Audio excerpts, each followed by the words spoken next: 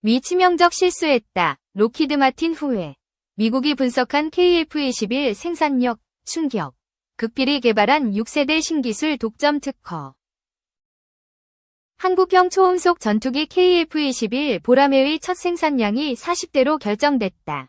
공대공 미사일 무장시험 등 성능 검증이 필요하기 때문에 첫 생산량을 20대로 줄여야 한다는 국책연구기관의 사업 타당성 조사 결과가 있었지만 전력 공백을 막기 위해선 40대가 필요하단 군 당국의 입장이 관철된 것이다.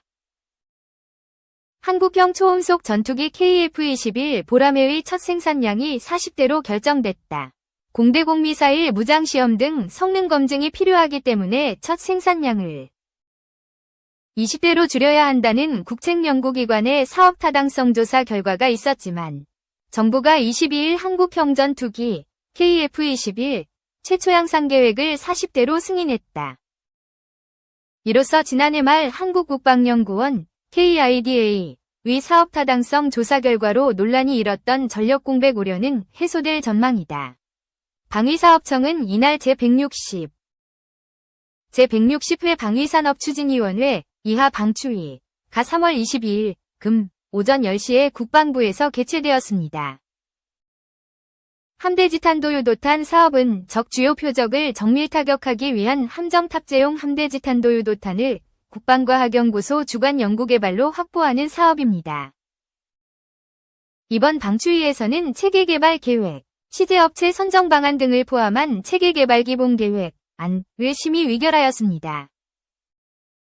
북핵탄도 미사일의 위협에 대한 조기 대응 능력을 보유하게 되고 함정, 탑재용 탄도유도탄 개발 역량도 향상될 것으로 기대됩니다. 한국형 전투기 KF-21 양산 사업은 장기 운영 전투기 도태에 따른 대체 전력으로서 미래 전장 운영 개념에 부합하는 한국형 전투기를 확보하는 사업입니다.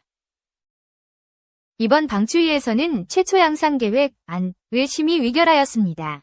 본 사업을 통해 노후화된 장기 운영 전투기로 인한 전력 공백을 방지하고 첨단 전투기와 협동작전 수행이 가능한 한국형 전투기를 확보하여 공군의 기반 전력 증강에 기여할 것으로 기대됩니다.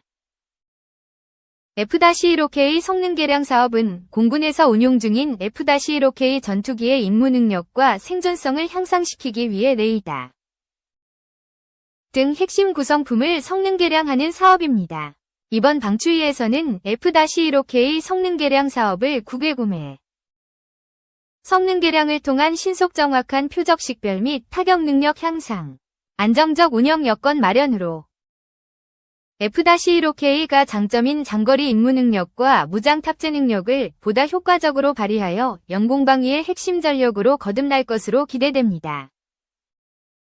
이륙하는 KF-21 보라매 KAI 제공제 160회 방위산업추진위원회 결과 제160회 방위산업추진위원회 이하 방추위가 3월 22일 금 오전 40대 양산을 하겠지만 KIDA 연구 보고서 의견도 있고 우선 20대 계약하고 나머지 20대는 공대공 무장 테스트 후 문제없으면 계약한다는 거네요.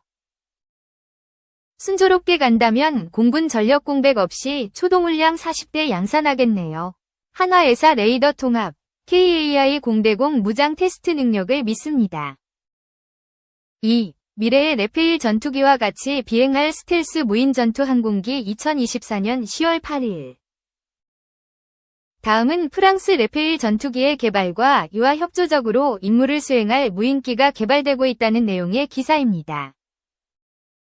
프랑스는 앞으로의 레페일 F5 전투기를 보완해줄 새로운 무인 공중 전투 플랫폼 개발 계획에 대해 밝혔다. 이 프로그램은 이미 유인 전투기와 시험 경험을 가지고 있는 이전의 뉴런 UCAV 시연기를 활용하여 데설트 에비에이션에 의해 주도적으로 개발될 것이다. 이 프로그램은 세인트 디지어 공군 기지에서 프랑스 FAS, 프렌치 스트래터지 에어포시즈, 위 60주년을 기념하여 프랑스의 암드 포시즈 세바스티엔 레코뉴 의장에 의해 발표되었다. 이 새로운 드론의 기능 및 통합될 기술의 종류에 대한 일부 세부 사항이 제공되었다. 무인기는 레페일 전투기를 보완할 것이고 협조적인 전투 스위트가 될 것이다. 또한 내부 페이로드를 포함하여 스텔스 특징을 가질 것이며 휴먼 인 더 룹과 함께 UCAV는 자동 제어 특징을 가질 것이다. 새로운 드론의 지원을 받게 될 레페일 V-F5 표준은 2060년대까지 최전선에서의 다기능 전투기로 활약할 계획이다. F5 표준에 대한 초기 연구는 작년에 시작하였으며 전체적인 개발은 2026년에서 2027년 사이에 시작될 것이다. 이는 항공기가 새로운 드론과 함께 유무인 팀이 가능하도록 긴밀하게 맞춰질 것이라는 의미이기도 하다. 과거의 레페일 F5는 새로운 세대의 무기와 함께 협조적인 전투에 집중했었다. 이러한 무기들은 현재의 ASMPA를 대체하는 프랑스군의 차세대 스탠드오프 핵무기인 ASN사지를 포함할 계획이었다. 또 다른 새로운 레페일 F5의 무기들은 스칼프 재래식 순항 미사일과 엑소셋 대함 미사일의 후속 미사일들이 포함될 것으로 기대되며 또한 극초음속 설계가 고려되고 있다. 공대공 무기에는 업그레이드된 미티어 BVR, 비욘드 비주얼 레인지 미사일이 포함될 것이다. 적 대공 방어 체계를 억제하거나 파괴하는 세드, 데드 임무 또한 레페일 F5의 주요 임무가 될 것으로 보이며 유인 전투기 옆에서 운용하는 로열 윙맨 타입의 드론으로부터 큰 도움을 받게 될 것이다. 레페일 F5는 생존성을 높이기 위한 노력에 컨포멀 연료 탱크와 레이더, 반사 단면적을 줄인 키트가 포함될 것이다. 드론 전투기는 완전한 스텔스는 아닐 것이므로 드론 윙맨의 가치는 더욱 높아질 것이다.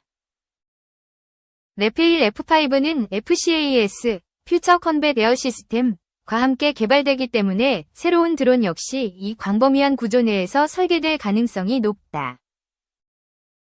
여기서 영국이 주도하고 있는 동일한 이름의 프로젝트와 혼돈하지 않도록 범유럽의 FCAS는 무인 공중 플랫폼과 무인 이펙터 그리고 무선 무기 캐리어를 포함하며 이 중에 몇몇은 공중 발사가 가능할 것이며 점점 더 순항 미사일과 드론 간의 구분이 모호해질 것이다.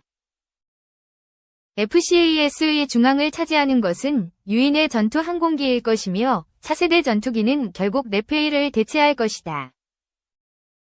레페일은 또한 복잡기 버전이 가능한데 드론 컨트롤러 의 역할에 적합할 것으로 보이며 UCAV와의 팀을 위한 전용의 후방석이 될 가능성이 높다.